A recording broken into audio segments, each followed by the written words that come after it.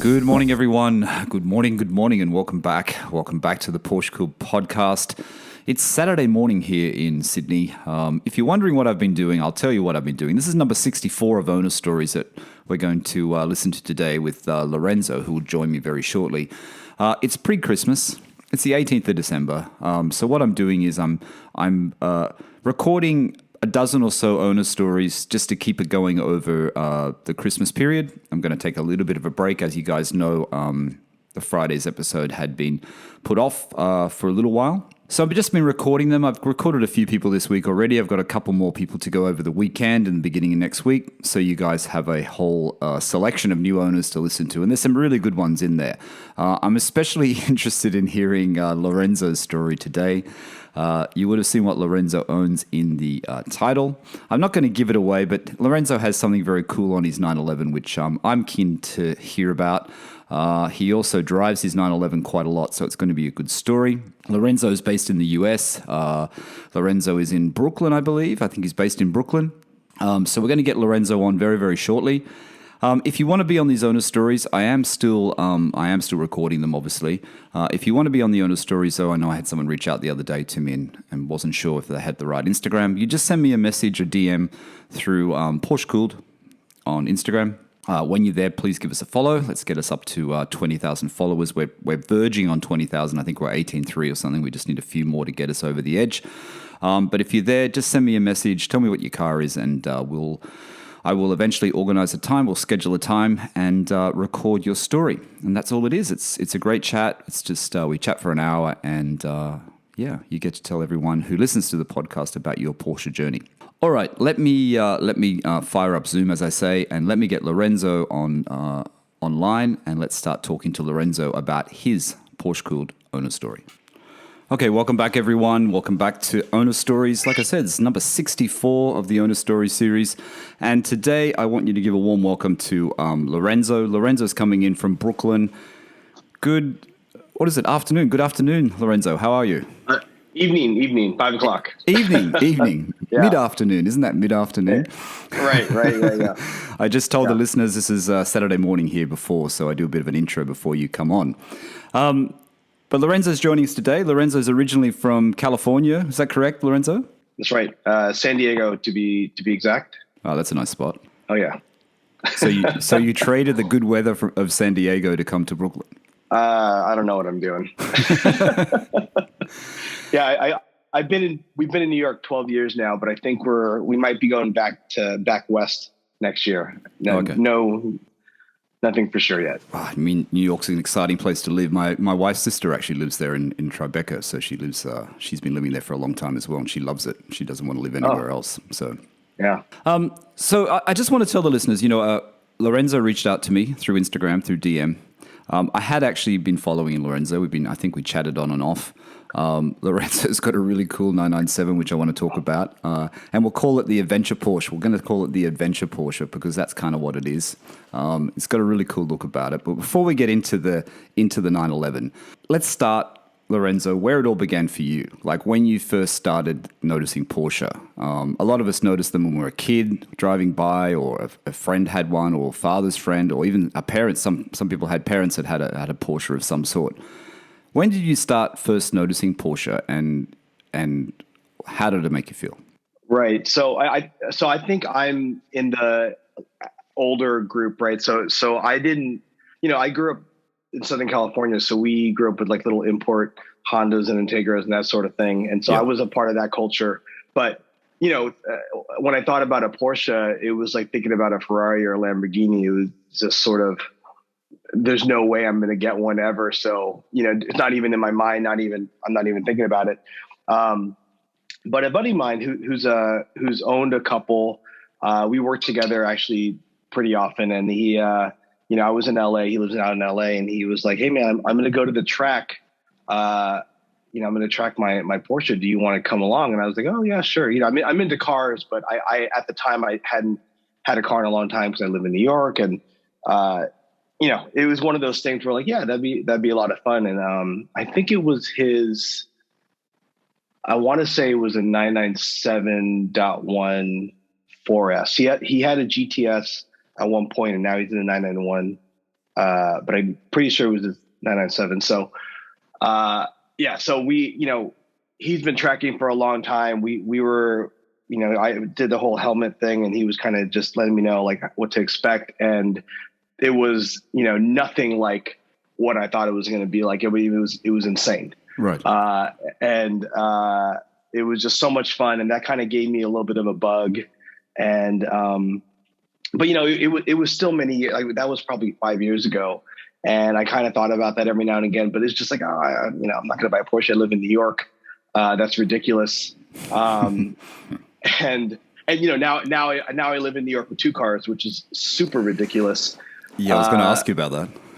Yeah. And it's one of those things where, once I started looking very casually, I think, beginning of 2020 or mid 2020, that becomes a spiral, like that becomes that. Sorry, my cat. That okay. Becomes a never. It's like an itch you can't scratch until you just buy one, and that's what happened, right? Like in fact, I think during that time, found your podcast.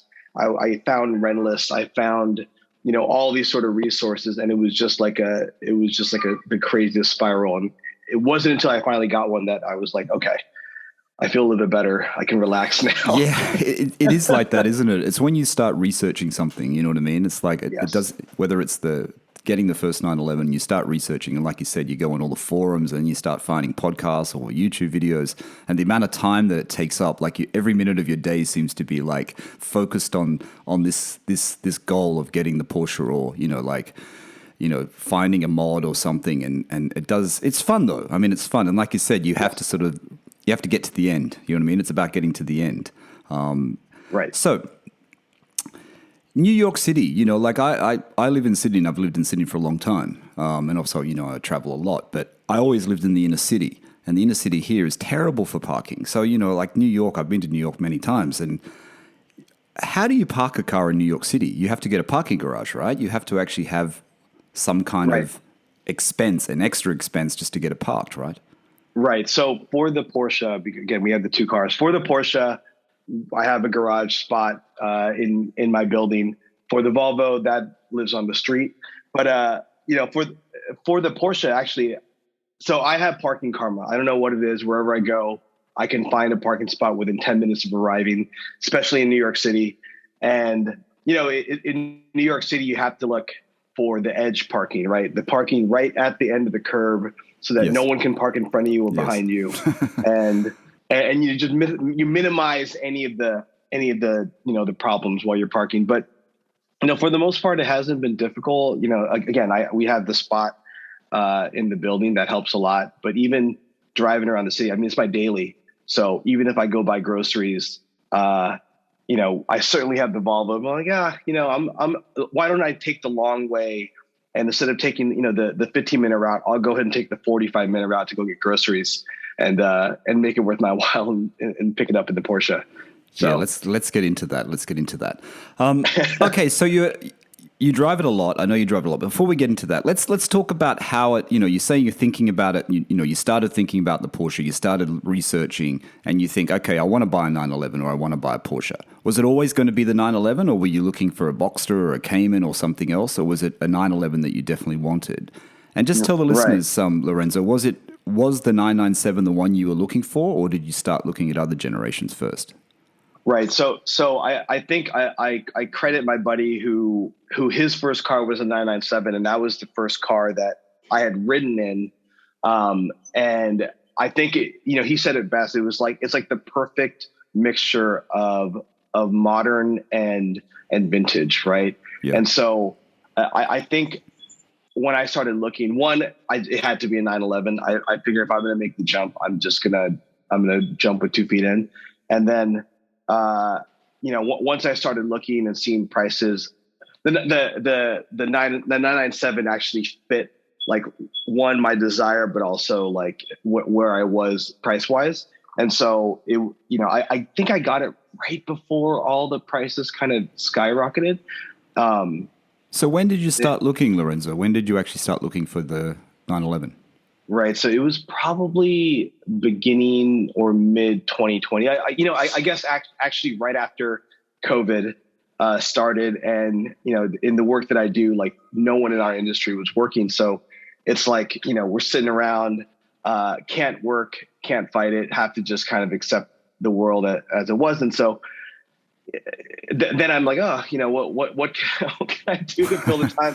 And I'm thinking about that time that I had ridden on the track with my buddy, and we're talking about different stuff, and then I'm just in the spiral of looking online, looking on Bring a Trailer, looking on eBay, looking on everything, and like the YouTube owners, different owners and their stories. I was looking at vintage ones and older ones and newer ones, but I just kept coming back to the 997. So. But was your criteria in the back of your head, you still wanted a car, a Porsche that you wanted to drive every day, right? You wanted to use it for work, you wanted to drive it. So was that a deciding factor as well, to get something a little bit more modern instead of going into the air-cooled?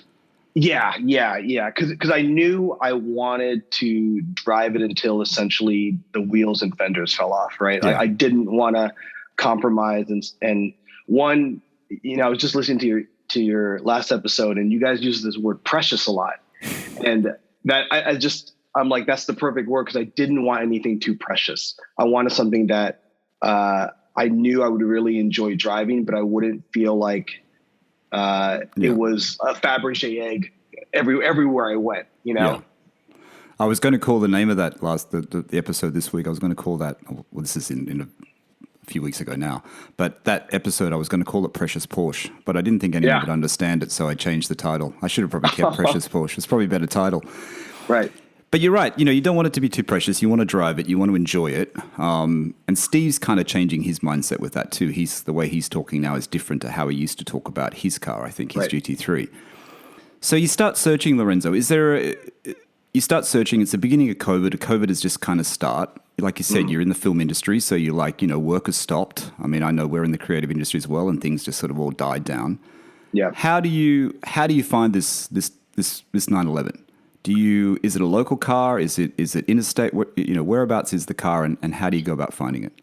Right. So I ended up finding the car in spring of 2021. So at that point, I've kind of casually looked for about a year, but really casually. I had put a couple bids on Bring a Trailer, but it was so low that it would be insane that if I won the auction, right? It was just sort of like fun to kind of bid. And so every now and again, I would kind of look and see what was out there. And at the time, I was on a job in Tampa in Florida, and it's funny enough, it was a car job. And so I'm on set with a bunch of car people. Everyone's, gearheads are all into cars. I'm actually with my buddy who I had ridden in his car on the track. He's a cinematographer, so we're working together. Right. And that on the last day of the shoot that morning, I just decided to look online to see what was out there. And I found this black 997, literally the cheapest I'd ever seen for the spec and the mileage and everything. And I was like, oh, there's something definitely wrong with this car. And I look and it's in Tampa where I'm at. And so I'm like, oh, you know what? I'm going to just check it out, because if it's actually, excuse me, if it's actually well sorted, that's a good deal, And I showed my buddy, he's like, yeah, that's a good deal. Well, we should check it out. And so I called the guy and I said, hey man, I'm so sorry, but I'm really interested in the car. He just posted it. And I was the first person to call, and I'm like, hey, I'm really interested in this car, but I'm here for work and I leave tomorrow morning at like 6 a.m. Is there any way that you can bring it to me so I could just check it out at lunch? Yeah. And he asked where we were, and it was nearby where the dealership was. And he said, sure, I'm happy to do that. And so, as we're breaking for lunch, we had just finished, all these setups with this other vehicle, this other brand. And this black Porsche rolls up, and everyone's like, hey, what's going on? Why is this Porsche here? And I said, I might be buying this. I'm just gonna check it out. Yeah. And everyone's car guys, so they're all very excited and they're all checking it out. There's like literally a dozen people looking at this car. And again, my buddy's there, and he had driven me in his car on that track day. And I said, hey, I want you to drive it first because I want to get your sense of it. And so the dealership guy, he was like, hey, yeah, you got to go and take it. So I sat in the passenger seat and he drove it. And he literally drove it like we had just stolen it. Like we were, like we were on the track, and I was like gripping the handlebars, laughing and screaming at the same time because it was so fun. And he stopped and he was like, hey man, this feels great. Like you should definitely get an inspection, but this feels great. Like it's all the things that I would look for in this kind of drive. Feels good. And I said, okay, let me drive it. This was the first 911 I'd ever driven. Okay. This one that this dealership guy brought. It's a weird feeling, isn't it? It's exciting, but it's weird at the same time when you first drive one. Yeah. And like everything that people say was all correct. Yeah. Like it was exciting. It did have its own feel. And I hadn't driven a stick sports car in so long. Right. That it literally felt like the fastest thing I'd ever driven ever, in my life. And yeah. I guess at that point it was. And so we drove it. We both drove it. We came back. I couldn't even have a poker face with the guy. I was just like so excited. I was like, oh, I think I want it. But can we set it up for a PPI? And the guy said, sure, that's fine. So I left the next day. I ended up finding the shop nearby that was like, I found on the forums that was a good shop. Okay. They did the PPI, and I kept expecting that they would call back and say, hey, this is wrong. This is wrong. There's a couple big issue problems, but they didn't. I talked to the woman and she said, hey, if you're going to buy a Porsche, you should buy this Porsche. It's actually a unicorn. That's fantastic. I was like, oh my gosh, I guess I'm buying this car. So what was on the list though? What was on the list of the PPI? There was just basic maintenance items, Lorenzo, basic sort of cosmetic things that need to be fixed, nothing major? So nothing major. So I think I ended up spending $1,100 and it was, it was coils and plugs and that sort of thing. Okay. And then everything else was like, at some point you should address if you want to, it's sort of up to you, but the car in terms of it running and being drivable was fine. So like, later things I did later was like, I changed the stone guards cause they were old. Yeah. The paint is not perfect, especially for a black car. That's tough. Yes. But for the most part, everything that I've done has been because I just wanted to kind of make it my own. Right. Okay. So you got a PPI done. The PPI's fine. How about the service records of the car? Was there a long history attached to the car? Did you know how many owners the car had, or was there some sort of gaps in the history? Complete mystery for everything. It was a black box in terms of information. And so, it was one of those things where like, I kind of think about when you buy a house or you rent an apartment or whatever. Yeah. And, it's like, you just know when you walk in, right? When you walk into the space, you're like, yeah, I'm going to get this place. Like if I can afford it, I'm going to get this spot. And, you kind of gloss over whatever problems might be there, but you just know the feeling of it is correct. Yeah. And, I took a gamble and it's paid off. The car has actually been really great. I haven't had any issues, but yeah, in terms of, service history, previous owners, I knew nothing. There was like nothing there. I had the Carfax, but the Carfax was essentially a mystery. Had a couple of things here and there and a couple of owners here and there, but like in terms of service records, nothing. I wonder why. I wonder how that happens. I always wonder how that happens, how there's no records. I know it happens to cars here as well in UK and everywhere. I mean, it's just one of those things. But anyway, before we go any further, tell the listeners exactly what your car is, what you bought, if you know the options that came from the factory, and the mileage of the car as well, because we haven't touched on the mileage. Because I've seen your Instagram post with the mileage now, but I don't know what the mileage was when you purchased it. Right. So it's a black 2007 base Carrera 997.1.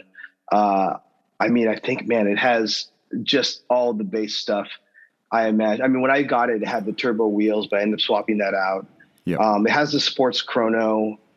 One of the previous owners had done the Gundo hack, but outside of that, it's completely stock. when I got it, it had 94,000 miles. And I think within 4 months, I had put 10,000 miles on it. Yeah, because I saw your post where I think it had 99,000 or something. It was just before 100. So that's why I was interested, because I know you drive your car. Like it's obvious from your Instagram and what you've said to me, you drive your car a lot, which is fantastic. So it's a high mileage car. It is. Which means you had the PPI. The PPI is all good. We all know the 997, the thing hanging over our heads, us 997.1 owners. I mean, mine's an 06, yours an 07 with the IMS. Yep. Did you get a service done after you bought the car? So you pick up the car. How do you go about getting the car? Because it's in Tampa. You're only there for the day. You go back home to Brooklyn. How do you organize that? Do you go and pick up the car again and drive it back, or do you get it shipped? How do you work all that out? Right. So in the spirit of just driving the hell out of the car, we flew down a week later, and it was me and my partner Christy, and we flew down to Tampa. Picked up the car and took 4 days to drive it back to New York, which was, just so much fun. Learning the car for the first time. She can drive stick as well, so she drove the car. Oh, fantastic. I kept trying to have her push it, and she was so timid about it. I think on the second day she finally got comfortable, and she kind of let loose on the car. And she instantly had that smile giggle that I think anyone has when they drive the Porsche for the first time. And she instantly got it. And I was like, right? And she's like, yeah. This is a fun car. How was like I said, when I picked up my car, you're always a bit nervous for the first 20 minutes or so when you're driving it. How was it for those first, 100 miles or so? Was it a bit like you're taking it careful, or you just sort of just said, okay, I'm going to learn this car very quickly?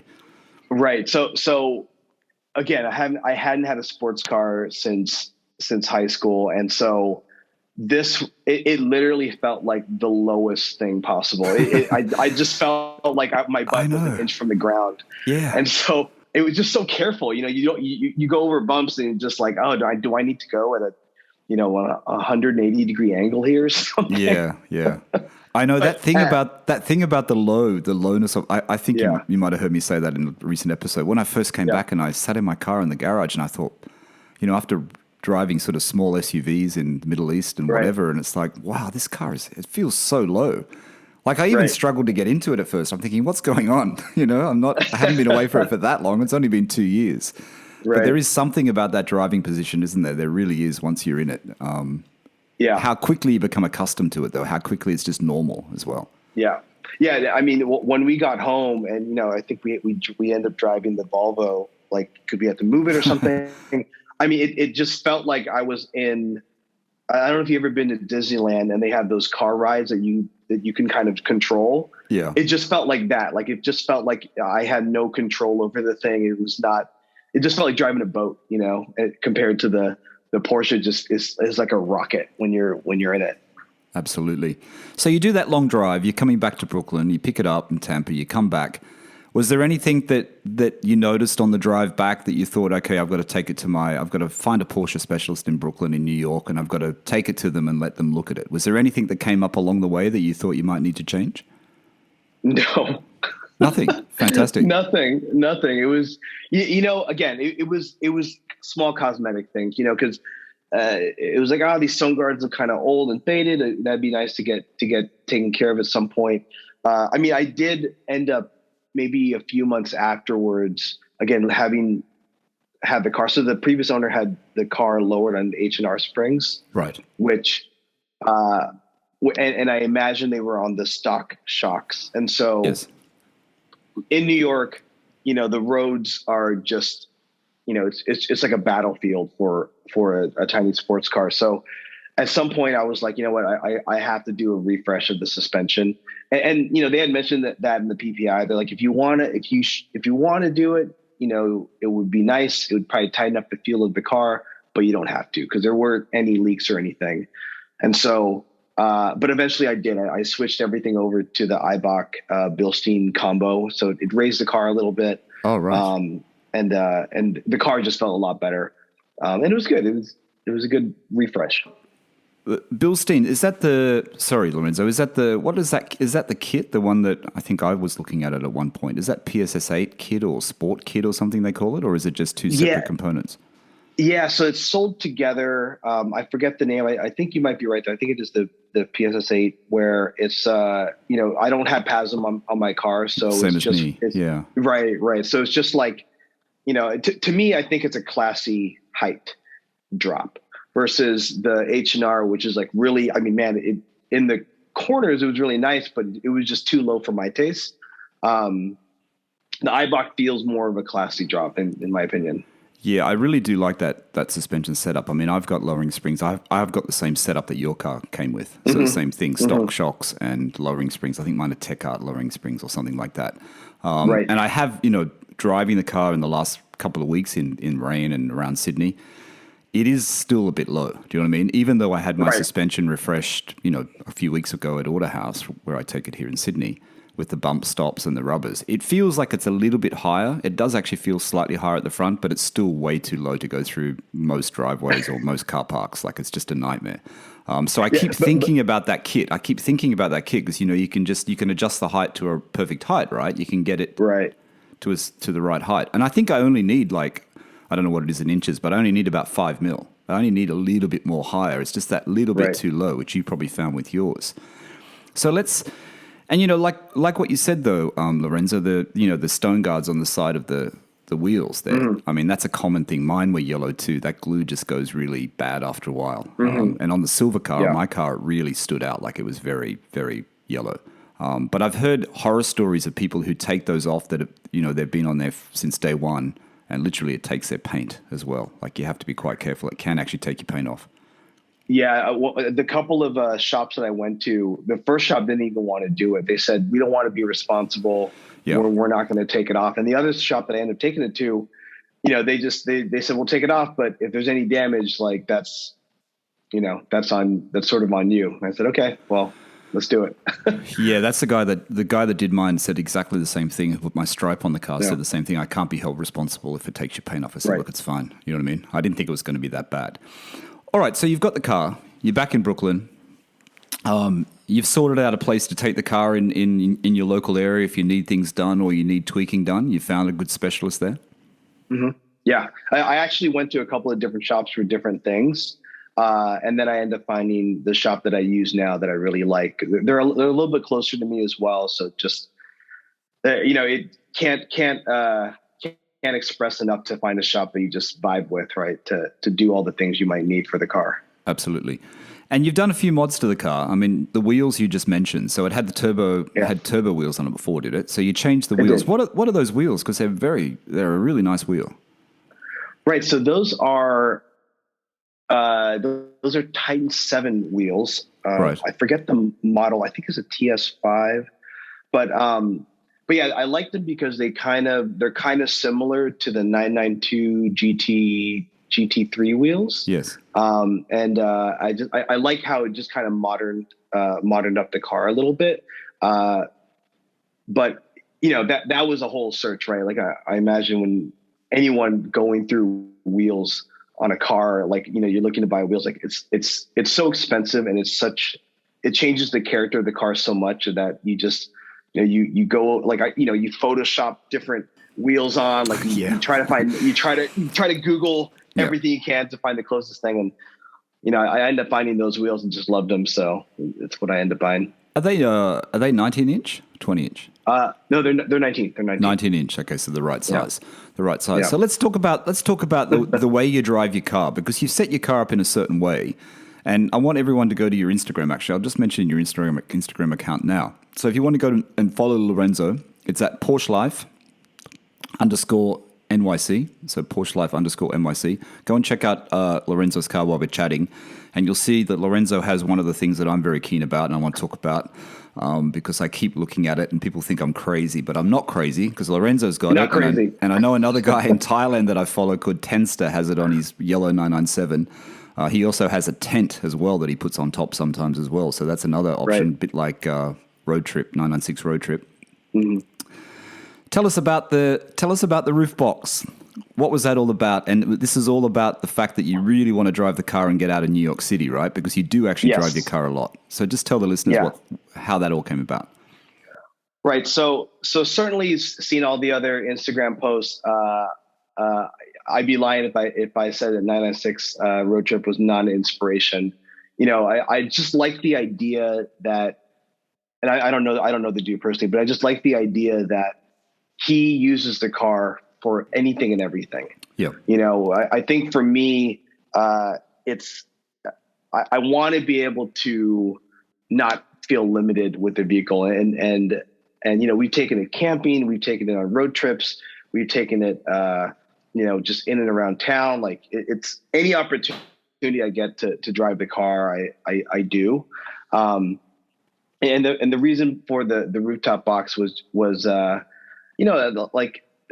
kind of had this vision of just like, whatever adventure I'm going to find myself in, the Porsche is kind of along the ride with it. Right. It's the most enjoyable to drive. Yeah. And so anything that we do, Christy and I, that we're able to kind of take the fun car, right? Like it's maybe not the most reasonable car, but it's the fun car. So, we want to be able to take it wherever we go and no matter what we're doing. So the roof box, how did you pick the right one? Because I know it's not an easy. I think you got the Tool one, right, or Tool, whatever you call it, Tool run. Yeah. Yeah. And I know that a lot of people just get the things that I've read. I don't know whether this is correct. You get a lot of people say you get the Porsche roof racks, you get the stock roof racks, and then you get the toolbox. Yep. Is that what you did, or you got the tool roof racks and the toolbox? No, so I have the Porsche one because I wanted that. I wanted whatever was meeting with the paint of the car to be designed for it, just so that I feel comfortable with, because if I leave it up there for a season or for 6 months, that I know it's not damaging the car if it's installed right. And then that kind of opened up the idea for whatever box. I almost got the Porsche one, but I actually wanted it to be versatile. So right now, actually, because we took off the box on the Porsche to go get our Christmas tree. Yeah. We put the box in the Volvo. And so I wanted the box to be kind of interchangeable between the cars.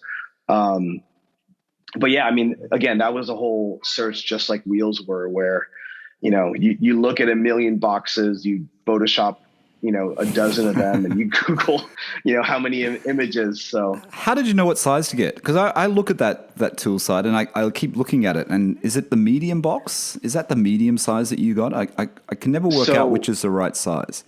Right. So it's the Alpine one, which is considered their slimmest. Well, I think Alpine for them means slim, but it's also just really long. And so, I actually bought it here at REI in Manhattan, and I drove the car up. And the guys brought the box out and they're like, how are you taking this home? And I said, well, I'm going to attach it to my Porsche. And they just about passed out. They're like, really? And so I was like, yeah. So, we unpacked the thing, we lined it up, and we attached it and everything. And, at first, the very first time I saw it, I was like, oh my God, this thing is massive. It's about the size of the car. Right. But, over time, like that faded, and I actually really enjoyed the look. But yeah, I mean, it was trial and error. Like, I looked at what other people were kind of buying. I looked at those measurements online. I was like, okay, well, that seems to look all right. And so I really hadn't seen this one on many Porsches. Right. I actually found a guy that I messaged on Rentless who had this box, but he has a 991 GTS, and he loved it. And I was like, okay, like he sent me some photos, and I was like, that looks great. And so I ended up getting the same one. Yeah, I think the guy in Thailand, I've got his picture of him just looking at it while I'm talking to. I think his comes down a lot more. It sort of slopes down more at the front. It's very sort of, it looks like it comes, I don't know, maybe it's just the image of yours. But that image of your car, it must be in your garage, or it's in a garage somewhere with the grey brick wall behind it. And you've got the box on with your wheels, the brake lights are on. It's a great shot, like the stance of it. It doesn't, the box doesn't look out of place at all. And I'm a fan, and I think it looks really, really cool. And you use it, like you said, you take it off road.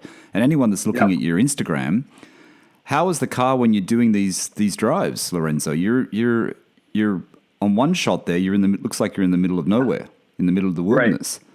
Right. How's the car on those sort of roads? So it's funny. We went camping this past fall, and a lot of times what we'll do is we'll go to a little town and we'll just say, okay, well, let's just go for a drive. And so we'll actually put the directions back to our campsite, and we'll just drive as far out and kind of get lost and just know kind of how long it's going to take us to get back. And so, we end up finding all these back roads in upstate New York. And, some of them, it had just rained. And so some of them were a little wet and a little muddy that we're like, I don't know if we might get stuck. But other roads, you kind of just take a left turn and just go and see what happens. And really it's just joy of driving, right? Like we just drive, we're just looking at the scenery. We're talking. We don't even listen to music most often when we're out for a drive. We're just kind of enjoying the sights and sounds and maybe just having a conversation. Halfway through, we'll switch. She'll drive for a little bit. But it's great, and if we ever, if we're on a road trip, we find something that, we need or want, like we don't feel that space isn't an issue. Like, we had bought extra wood and put it in the box and, for the fire. It's just like, we just stuff that thing. When you're driving the car with the box on, do you hear a noise? Is there a wind noise or it's okay? It's okay. I mean, it's okay. I think if the sunroof is open, yeah, it's all kinds of nasty, terrible, like wind sound. Right. But, with it closed, like it doesn't bother me. Yeah. It's all right. It's very cool. Looks very, very good. I like it. I'm still researching there. So tell me about, you sent me a message before we tied up this day to record, and you said you were picking up your car from the shop. And so what did you have done? Because you said you had a few things done similar to what I had done. And I know we were talking about, you sent me that message about the engine mounts, and I had mine changed, but I didn't go further than, I just got OEM again. I just got the Porsche OEM. Did you do the RSS mounts in the end? No, so I ended up doing the function first, I think that's what they're called. So it's it's like that OEM plus mounts. And really it was just one of those things where, so the one problem I did have was that I was having hot start problems, right? So car was warm. If the car died or, I stopped to buy gas, starting it again would struggle. And so ended up being a starter cable / starter replacement. And so just while the guy was in there, I just had him do a bunch of other stuff. So we did the engine mounts. And, in the spirit of being preventative for IMS, not IMS, bore scoring. I had him replace all the fuel injectors as well, which, the cars probably has the stock ones and they're probably fine, but it was just one of those like preventative things. Like, hey, the shop's got the car, it'll cost another couple of $100. Let's just take care of these things. What was the reason that turned you off the RSS and go with the function first? Was there something you read online that the RSS were going to be too hard or too stiff? What was the deciding factor there? Yeah, I was actually just talking to the guy at the shop, at the Indy shop, and so they're like a race build shop, right? So they build race car Porsches, and he actually recommended the RSS, and I said, look, I daily this thing, I drive it every day that I can, and we go on long road trips. One day I might track the car, but it's not happening now. Is it going to be too rough? And he said, you know what? It might be too rough. Right. It's probably going to be fine, but why don't you get the function first or just get stock ones? And so I was like, let me do a little bit of an upgrade. So I got the function first. So the function first are kind of in between the RSS and the OEM. Is what I'm told. Right. Okay. Okay. Yeah. And the hot start issue, I've actually had someone on recently, and I should remember, but I don't, that told me the same thing, that's quite a common problem with the 997, and I hadn't heard about it. So that happened to you as well. Yeah, and so in fact, I took a picture. I didn't post it in my, I posted in my story, so it went away. But if you saw the cable where it meets I think the starter, or I don't know where the cable met, but if you saw the cable, right, the starter cable, it was just frayed, right? It was just like if you think about like a bunch of wires that are connecting, Yeah. like 80% of them were frayed away, and there was just, the last 20% keeping the car from, being able to start. And so the second all that changed, I mean, I could start the car hot, cold, left, right, doesn't matter. It just starts right away. But before it was a struggle. So if someone has a 997, how do they know they've got that issue? So you get into the car, you've been driving the car, and then you literally just turn the ignition and nothing happens? Is that what it is? Yeah. So it happened when, when you first got the car, like we would die at a stoplight or something. Right. And so, and then you have that panic. Oh, I gotta get the car started again. And it would just sit there and struggle. I mean, eventually it would start, but it would really have a hard time. Right. And for months it was fine. It didn't bother me, and because it so rarely happened. But then once winter started, it started to even when I would go down, down to the car, started off on a cold start, it was having a couple of times where it was having an issue. So I said, you know what, I need to take care of this before it leaves me stranded. So okay. But yeah, I think the first telltale is a hot start. Like you stop, you buy gas, you start the car in, a couple minutes, and it's struggling. Right. Like it just goes chick, chick, chick, chick, chick, chick, chick, and then so it's almost like an alternator issue. You almost could think it was an alternator issue or a battery issue. Okay. Right. But it was a fresh battery, and once I took it to my Indy, and he looked at it, he was like, "Oh yeah, it's 90%. It's 90% chance your cable, but probably also your starter." We did both, but when he pulled out the cable, it was just it was gone. Okay.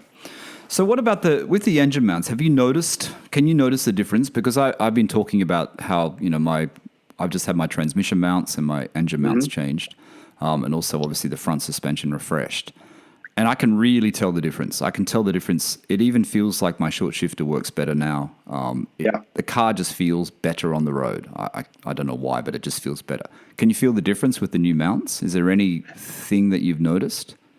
I think so. It just feels a lot tighter, right?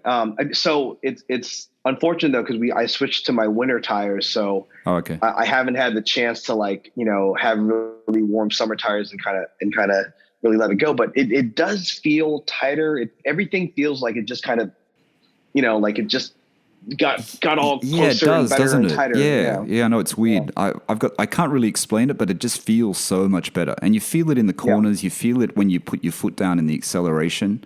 That's when I've noticed it the other day when I actually was a bit more spirited with it, and I could feel it. You know what I mean? But it's a weird thing, isn't it, with engine mounts and transmission mounts? And they do say you should do them together. I don't know whether that's true or not. But a lot of cars have still got the original engine mounts. After 50,000 miles or 100,000 miles, they just don't get changed, which I find really weird, because when I went to the Porsche specialist in Sydney, they said that that's a regular thing they check every service. They check that, they check the coil packs. It's like the coil packs, how they're split on our cars.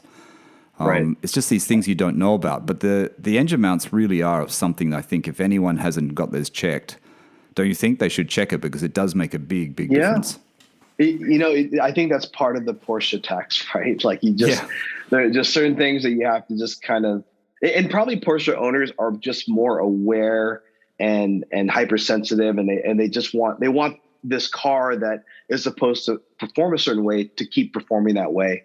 Like, my brother has an S2000, and I was telling him all the little things that I'm doing. He's like, you're changing all that? I mean, I have the stock one now. And I'm like, his car has like almost 300,000 miles. Wow. And I'm like, yeah, I don't know. It feels like I should. I read about it, and, it helped when I did it. And he's like, all right, whatever.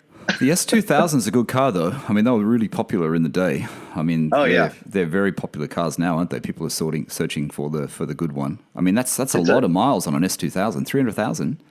I think me and my brother have the same kind of mentality. Like, like he'll go out for a drive and just, come back 3 hours later, and all he did was buy gas, and, he came back home. And so we're of the same mentality of just like, this is a car, it's meant to be driven.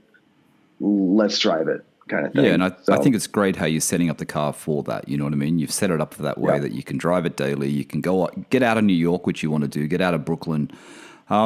This photo that you've got on your Instagram, I was going to ask you about it. How was it driving the 992? Did you drive that white 911 Carrera that you posted images of?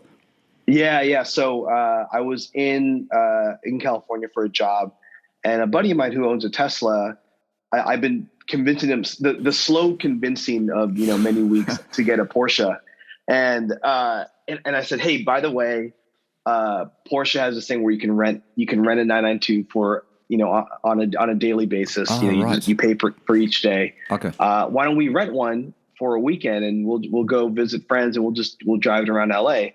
And he said, sure, yeah, that sounds fun. And so, we ended up getting a cab. It was just whatever they have there. So it was a 992 Carrera cab PDK. Okay. And I'd never driven a PDK extensively like that, but after having it for a weekend, I got it. I understood why. I was like, okay, this is not boring. It's just different, and it's still fun. It's still a Porsche. And so we had it for a weekend. I mean, man, it's just, it's insane fast. It's like, it feels like a steamroller on the road. Like it just is not going to go anywhere around corners. It's just so gripped to the street. Was it a Carrera or was it base Carrera? Was it not a NS? Base Carrera. So same. Yeah, not an S. So how is the feeling though? Because you've got the 997, and I think you said earlier the 997 is it's in between, right? It's almost becoming into that air cooled status, even though it's not air cooled. The 996 and 997. I noticed dealers. I think it's CPR Classic that I always get newsletters from, or cars that they've got available. I think it's in the US somewhere. And I noticed they used to only sell air cools. Now they're starting to sell 996s and 997s. You know what I mean? So there's this trend that you can see it's changing. How did it feel going from your 997, not just to the cab, but to this 992, which some people complain is way too big. It's got too big. It doesn't feel like a 911 should. Do you agree with that, or you think they're wrong? I forget if it was on one of your episodes, but it's just that. Like every Porsche is special, right? They just have their own sort of character and texture, and I drove it and had a blast. It was so much fun, and I get all the nice modern, like our phone was hooked up to CarPlay, and the AC was really nice, and the ventilated seats, and everything was like, it was just so well put together, and the stitching was nice, and all. It was just a beautifully engineered and designed car. It was so much fun. But I have driven a 993, and I can completely see how they're all connected, but it's still a very different experience. If someone said, hey, here's a 992, it's yours, I wouldn't be mad. Yeah. True. If someone handed me a 964 or an older Porsche, I also wouldn't be mad. I think about, what, if I were to get a second one, what that would be. And, some weeks I'm like, oh, I'm totally going to get an air cooled. I'll get an old vintage one. I just want something really raw. And then some weeks I'm like, oh man, I'm really, these 991.2s are, pretty, they're probably a sweet spot right now. So it's, you keep your 997, you keep your 997.1. That's like your air cooled. You know what I mean? It's getting up there, and then you have the 99. Yeah, the 991.2 is a great car. I mean, I quite like that generation. I think it's a good generation, and I like the 992, the whole modern dash. I know a lot of people sort of on the fence about it, but I actually like how it looks, and I like the rear. And I think the 992 really does. If you're going to get a cab, the 992 cab is it's a pretty fantastic shape, isn't it? The back of the car, the lights and everything, it really does suit that cab form. It's what's really cool about the 992 is that it's a very modernized 993, right? The way they have the lights sit on the front fenders and the way it's all kind of cut together. Yes. It does feel like a very modern 993 in terms of its styling. Yes. But yeah, it's big. It definitely feels like a much bigger car, but it didn't bum me out. If I want the smaller car, I'll go drive the 997 or the 993 or something else. What surprised you, Lorenzo? Because this PDK manual debate, and I've got no problems with PDK, right? Was there one thing that surprised you with the PDK? Was it just the engagement of it, or was it something more? It was that you still felt like you were in control of the car in a way that was engaging. Right. Because I think with the stick, it's like you feel like it's like a 4-limb operation, right? Both hands, both feet are going and you're driving the car. And certainly a PDK, you don't have all your limbs going, but it's a 3-limb operation, where it's a fully automatic is a 2-limb operation. So I think, because we drove the car out to Idlewild. If anyone's familiar in California, the road up there is twisty. Right. And, I remember seeing one of those signs. It was like the, next 26 miles, curve your roads, which was great to see that Fantastic. Sign. Yeah. But yeah, it's still fun. It's so fast. I mean, man, the way that it can just get through the gears is insane. That's amazing, isn't it, though? Because it's a Carrera, you know what I mean? And I think I've had this conversation with someone else about this on the podcast. Would you actually go and get a Carrera S or a Carrera GTS? Or really they've just become so fast that the Carrera is pretty much a Carrera S in 997 or 991, right? It's right, so much faster than previous generations. Right. I think people kind of, I think everyone looks at a GT3 or GT3 Touring or GTS and we get excited because we understand it's the pinnacle of Porsche, but I still think that any Porsche is a special Porsche. Yeah. Because you look at these old air cools that are selling right now, and a lot of times they're just base Carreras, but they're still so fantastic. They're still exciting. When I go to my car, I don't ever think man, I wish I had 50 more horsepower or 100 more horsepower. I just think, man, what a fun car to drive. Neither do I. It's plenty fast. I mean, it's engaging. It's plenty fast. Everything. Yeah.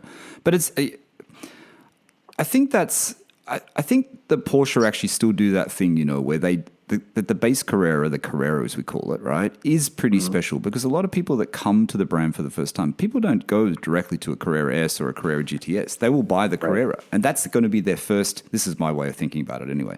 That's going to be their first impression. If I'm going to buy my first Porsche, I'm going to buy a 992, I'm going to buy a 992 Carrera. It has to be pretty special because they want to keep you in that brand. Do you know what I mean? So I kind of think that they do actually put engineering is across the whole model variants, but I kind of think that they do actually still make the Carrera pretty special because of that, wanting that long-term customer. Right. Hey, what else are you going to do to the car? You've done the wheels, you've done the mounts, you've done some preventative maintenance. Is there any other mods you want to add to the car apart from what you've done already? It's a good question. At some point I probably want to respray the front bumper. It's funny. I was just listening to the latest episode and you guys were talking about PPF and respraying and ceramic coating. I mean, at some point I want to do that, but then I do worry about then the car becoming this too precious thing that suddenly if a little nick, finds its way on the bumper, then I'm going to be bummed out. Because right now I'm not, there's a million nicks on it. It's fine. Yeah. But eventually I think I do want to do that. The black is a tough color. And I think the previous owner must have just, had it go through gas station car washes every week or something. Yeah. It's just that part is a bummer. Have you tried to make that better though, Lorenzo? Have you tried yourself? Are you someone that likes to detail your car, or you just haven't got the time? I like to clean my car myself in terms of, I find that a very kind of Zen thing to do. Yeah. It's actually the only thing I like to do that has to do with the car that I can completely turn my mind off and just be like, okay, I gotta wipe down the interior. I gotta vacuum this. I'm just very engaged in that moment of the car. So I actually like to do that, but I don't know that I want to get all the rotating brushes and everything and try to do the color correct. I think I don't trust myself in that way. Cleaning the car, I can clean the car. Yes.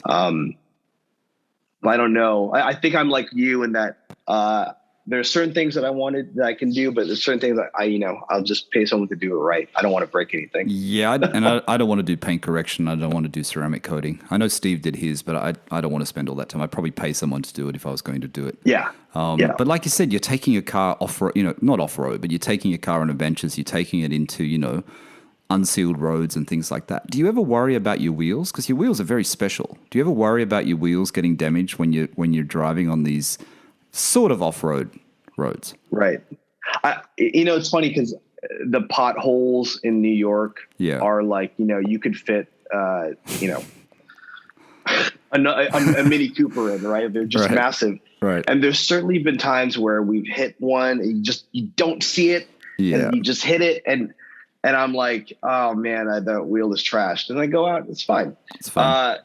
It's one of those things that like, the engine is catastrophic if it breaks, right? A wheel is a bummer, but not an insane cost where, suddenly I'm thousands of dollars deep into a wheel. It's like, I can get it repaired or replaced if that needs to be. But yeah, it's one of those things where you just kind of, it's like IMS, right? Like I know there's that possibility, but I have to just not think about it and enjoy the car. So, if I see a road that's a little wild, do my best over it. I'll try to avoid it. But if I can't, I'm going to just drive through. Yeah, that feeling when you hit those potholes. There's potholes like that in Sydney. I hit one the other day and I thought, there goes my alignment. There goes my new alignment. But it was fine. So it wasn't that bad. But it's that first thought that comes into your head. Have I effed my wheel and have I wrecked up my alignment? But it's all okay. Hey, is the fender broken in half? Yeah, I know. It's like when I've been, coming out of car parks. Supermarket car parks. I had the problem the other day, and man, the noise it made the front of my car, I'm thinking it's gone. It's gone, but it wasn't that bad. It was deep underneath. Right. It has actually scratched the paint, but it's deep underneath. Right. So you don't really see it, but what's done is done. That's right. All right. So what?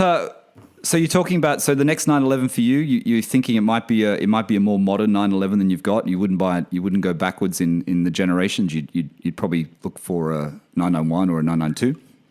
Oh, I go. Every week it's a different story. It just depends on the weather. I don't know. Okay. Like it.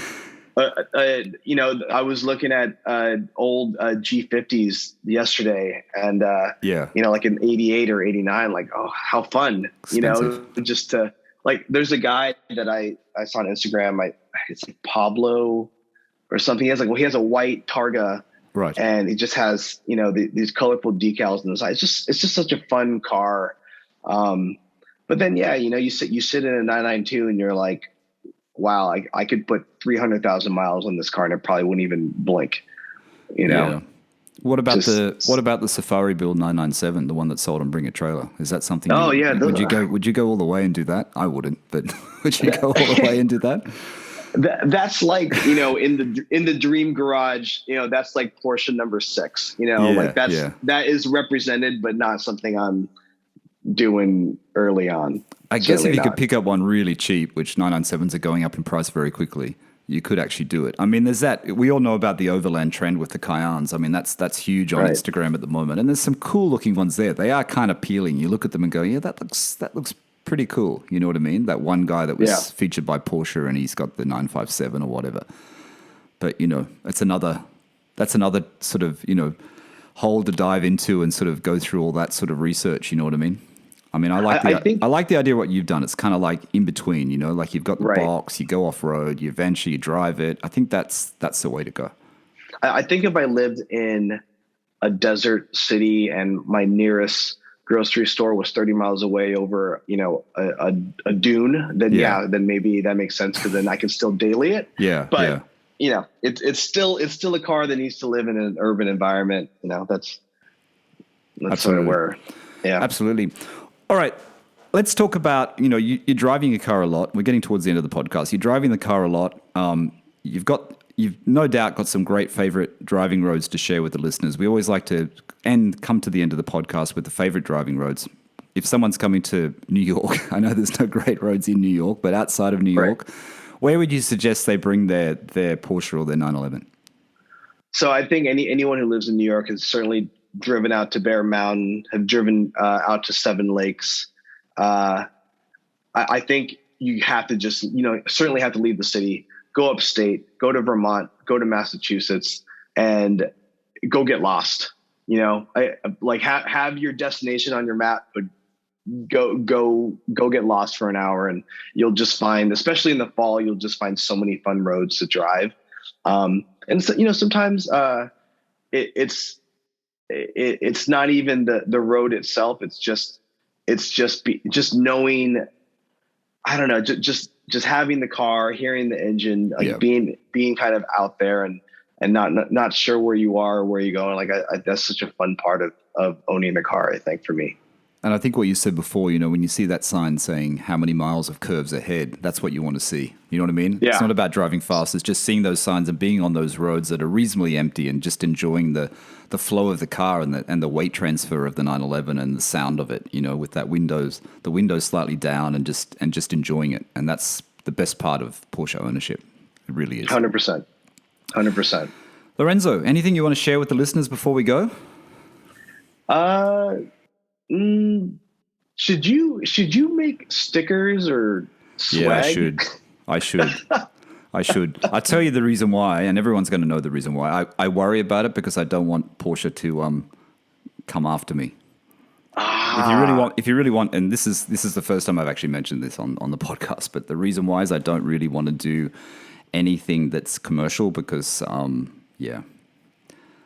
it could be. That makes sense. You got to be careful. So I have to get if there's anyone out there that's more creative than what I am and can think of something that doesn't infringe on anyone's copyright, then that would be a great thing. Unfortunately, PorscheCooled on a sticker doesn't really work. It doesn't really sound right. You know what I mean? Right. Kind of need the whole word. Yeah. So that's the thing. Yeah. Hey, Lorenzo, thank you so much. Thanks for coming on the podcast. I enjoyed chatting. Like I said, I first came across your Instagram. I think it was one of the photos was one of the ones out in the wilderness somewhere with the box, and I saw it and I thought, this is really cool. It's really, really cool, especially on a 997 because I don't see many people with boxes on the 997 and driving the car as well. Like I said, there's the guy in Thailand who everyone should follow, Tanster. He's got some great Porsches and he's got that yellow one with the box on it. But very cool thing to do. It's great you enjoy your car. It's great you drive it all the time. And you're still tweaking it as well. You're doing your mounts, you're doing things to it. So it's a great thing. Yeah, no, thank you. I appreciate it. It's always fun to talk cars and Porsches. So can't wait to keep listening to more episodes. So it's always fun it's like my daily, when I go for a drive, this is the first thing I listen to. And then I either just listen to the car afterwards or music. But this is I always see if there's a new episode on when I'm out for a drive. Oh, that's great. Great stuff. Fantastic. Yeah. Thanks a lot. All right, Lorenzo. Thank you. Thank you. All right, everyone. Great. Thank you, Lorenzo. All right, everyone. That's Lorenzo coming in from Brooklyn in the US. Lorenzo's Instagram at @PorscheLife_New York City. Make sure you go there. Make sure you give Lorenzo a follow and make sure you tell him you heard his story on Owner Stories. Great images there of his 997.1. All right, everyone. Thanks for listening. Bye for now.